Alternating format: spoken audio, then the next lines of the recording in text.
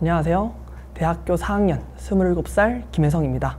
학생이고 과는 경제학부고 복수 전공으로 경영학과를 하고 있습니다. 아무래도 1차 시험 전에 조금 달렸던 감이 없지 않아 있어서 시험이 끝나자마자는 매우 허탈한 마음이 들었습니다. 그리고 바로 다음 날에 가다반이 나와서 매겼을 때 합격 사실을 알게 되었고, 그 순간에는 기쁜 마음과 동시에 앞으로 남아있는 그 5과목을 2차 5과목을 어떻게 해야 될지 라는 좀 부담감이 동시에 들었습니다. 기초보험 수업 강의는 2학기 도중에 중간중간 수강을 해서 모두 완강을 했고, 그리고 12월 달에 종강을 한 다음에 1월 달부터 전업 수험 생활을 통해서 1차 시험 때까지 약 한 5개월에서 6개월 정도 걸린 것 같습니다. 언젠가 학교 수업 중에 계량경제학이라는 과목을 수강한 적이 있습니다. 실제로 밝혀지지 않은 어떤 사회 경제 현상을 수학적이고 통계적인 방법인 회귀 분석으로 하나의 그 수식으로 설정할 수 있다는 점과, 그리고 그 수식이 실제 그 경제 현상을 잘 나타낼 수 있는지 검증을 하는 그런 과정들이 학창 시절부터 수학을 좋아하고 그리고 경제학을 좋아하던 저로 하여금 약간 가슴을 좀 뛰게 만들었습니다. 그래서 실제로 2학기 때 조금 더 공부해보자 라고 해서 응용 계량 경제학이라는 과목을 수강하게 되었고, 좀 관련된 지식이나 좀 개념들을 사용하는 직업군을 가지고 싶다라는 생각이 커지게 되었습니다. 그래서 찾아보니까 계리사라는 자격증이 아무래도 수학이나 통계를 많이 사용하는, 그리고 또 제가 아까 말씀드렸던 그런 개념들을 많이 사용하는 직업군이어서 도전하게 되었습니다. 사실 여러 번의 그 기출회독을 통해서 좀 새롭고 응용되는 문제들에 대한 갈증이 커졌습니다. 그래서 좀 서치하다 보니까 사실상 시중에 이렇게 좀 새로 계리사 관련한 새로운 이런 모의고사 문제들이 많이 없는데 인스티비를 알게 되었고, 실제로 저명한 강사님들을 통한 이런 모의고사들이 퀄리티가 매우 좋았어서 시험 전에 최고의 선택이 되지 않았나 싶습니다.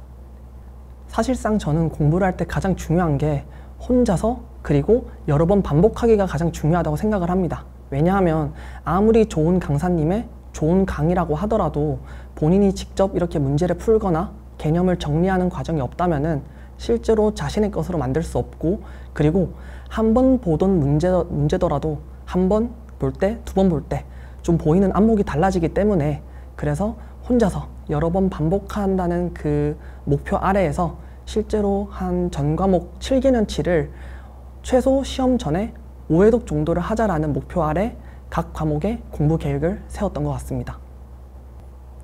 사실 초반에 말씀드렸다시피 어느 정도 기출 회독이 끝난 후에 좀 새롭게 응용된 문제들을 풀고 싶은 갈증이 커져서 모의고사들을 보게 되었습니다. 하지만 제가 어느 정도 조금 실력이 쌓였다고 생각을 해서 모의고사를 봤는데, 실제로 제가 기출을 풀면서 생각했던 점수들과 모의고사 점수 간에 이런 괴리가 있었을 때, 시험도 약간 모의고사처럼 조금 이렇게 어렵게 나오면은 내가 좀 위험할 수도 있겠다라는 좀 그런 생각들이 저를 괴롭게 만들었던 것 같습니다.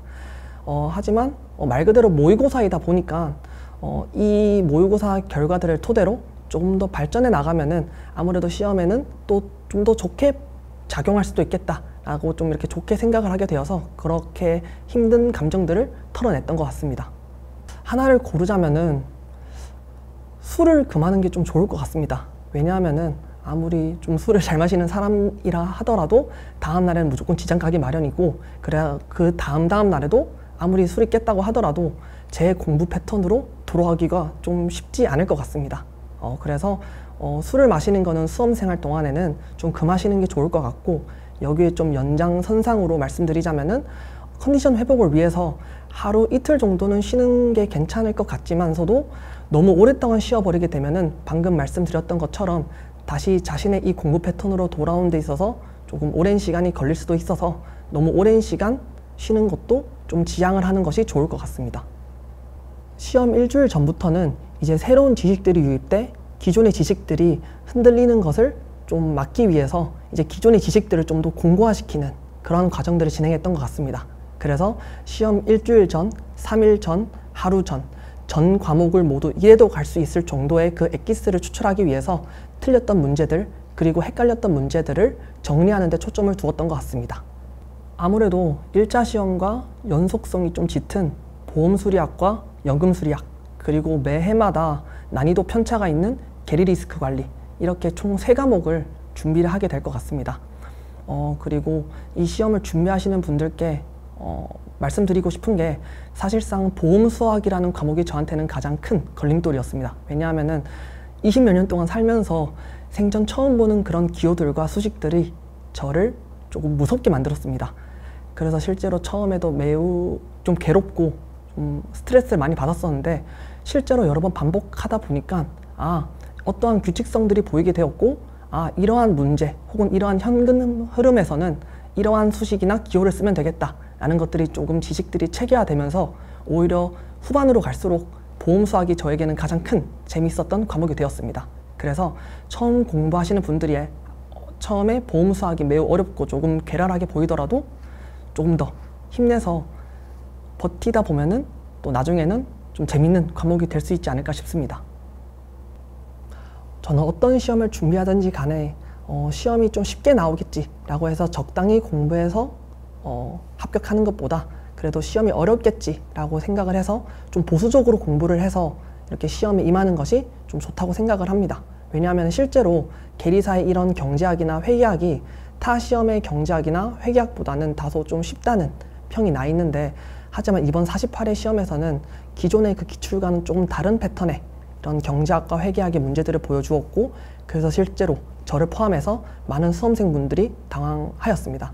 네, 그래서 최대한 시험을 보수적으로 공부하는 게 좋을 것 같고, 또 실제로 계리사 1차 시험에 보험 수학을 제외해서 법이나 경제학이나 회계학이 2차 시험에서 연계성이 없는 것처럼 보일 수 있겠지만, 실제로 제가 2차 시험을 많이 준비한 건 아니지만 2차 시험을 공부하면서 회계학 그리고 경제학 그리고 실제로 법에서 많은 개념들이 연계되어서 개념들이 등장하고 있다는 것을 파악할 수 있었습니다. 그래서 1차 시험을 준비할 때 좀 연계성이 없으니까 대충 해도 되지 않을까? 혹은 좀 시험이 쉽게 나오니까 좀 대충 해도 되지 않을까? 라는 생각보다는 그래도 예측할 수 없는 계리사 시험의 특성 플러스 2차 시험에도 연계성이 있는 그런 부분들을 감안해서 조금 보수적으로 준비하는 것이 미래를 위해서도 조금 좋을 수 있겠다라는 생각을 지금 하고 있습니다.